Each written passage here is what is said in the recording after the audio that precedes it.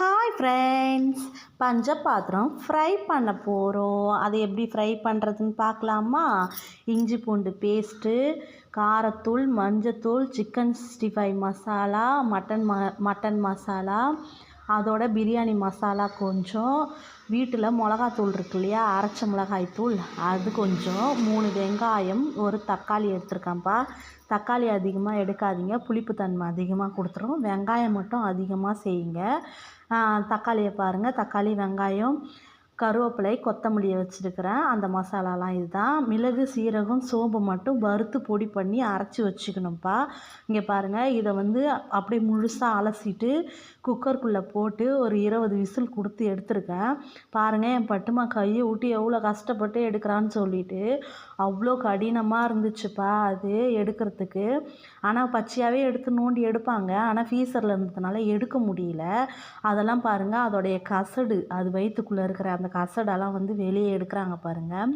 இதை கட் பண்ணி இதோட முடிஞ்சிடாதுப்பா. இதோடைய ப்ராசஸ்ஸு பார்க்குறதுக்கு தான் தும்முக்கோண்டு இருப்பார், ஆனால் பார்க்க பெருசாக இருக்கும். ஆஞ்சி எடுத்தால் தும்முக்கோண்டு தான் இருப்பார் கறி. அதுக்கே ஒன்று போதும். நாங்கள் இல்லை 2 நீங்கள் செய்யுங்க, நான் சாப்பிடுவேன் அப்படின்னா, இல்லை நீ வீணாக்குவேன், சாப்பிட மாட்டேன்னாங்க. இல்லை நீங்கள் போடுங்க அப்படின்னு சொல்லிவிட்டு நான் வம்பு பண்ணி செய்ய சொன்னேன்ப்பா. அதை க்ளீன் பண்ணி எவ்வளோ கஷ்டப்பட்டு அரியிறாங்க பாருங்கள், அவ்வளோ ஹார்டாக இருக்கும் இது. அதுக்குள்ளே பாருங்கள், நரம்பு மாதிரி நான் கை வச்சு எடுக்கிறேன் இல்லையா, அதில் ஒரு நரம்பு மாதிரி இருக்கும். என் பட்டுமா எடுத்து காட்டுறாங்க பாருங்கள். இதுக்குள்ளே ஒரு மாதிரி நூல் மாதிரி இருக்கும், அதையும் எடுத்து போட்டுடணும். அந்த சங்கோடைய பட்டக் சைடு தான் அது. இதை வறுத்து ஃப்ரை பண்ணி அங்கே பாருங்கள், நல்லா ஒரு பொன்னிறமான ஸ்டேஜுக்கு வறுத்து மிக்சியில் போட்டு அரைச்சி எடுத்துக்கணும்ப்பா. எடுத்துட்டு அந்த கறியை அலசிட்டு திரும்புமா பாருங்கள், இதோ அரைச்சிட்டேன்னா அந்த கறியை நம்ம அலசி சைடு கேப்பில் இதை திருப்பியும் உப்பு மஞ்சத்தூள் போட்டு ஒரு 15 விசிலு இல்லை 18 விசிலு நல்லா குழன்னு வேக வச்சு எடுத்துக்கணும்.